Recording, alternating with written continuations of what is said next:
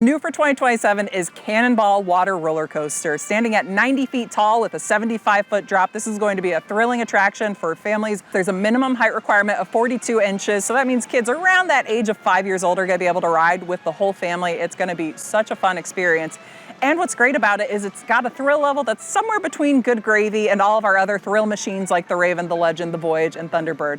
We're super excited to keep rounding out that lineup and keep making more rides that the whole family can enjoy together. The theme for Cannonball is that you, as the guest, are venturing to the town of Boulder Canyon, specifically to the Boulder Canyon Community Center, where they are hosting their 4th of July Cannonball competition. And where else would a Cannonball competition take place other than the community pool? So you're gonna enter into our community center as you get ready to board the ride. You will ride it and splash down into the community pool that will be decorated with 4th of July decorations and photos of Boulder Canyon over the years.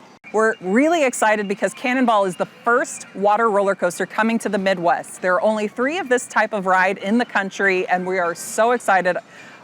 Personally, we think it's going to be the best, but we're a little biased. It's going to have the tallest drop at 75 feet, and it's going to be the fastest one in the nation. So there's definitely a reason to come check it out.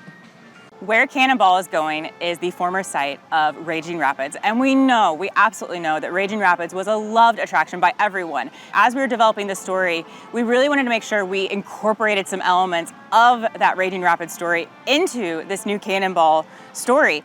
Maybe you'll see a picture or two of that old Boulder Canyon town that you're used to in the queue. Cannonball is coming to the 4th of July section here at Holiday World and Splash and Safari. We wanted to make sure we made this announcement right around the time of America turning 250 years old. We just think this is an amazing milestone for our country. Our park is turning 80 years old. It just felt like the perfect time.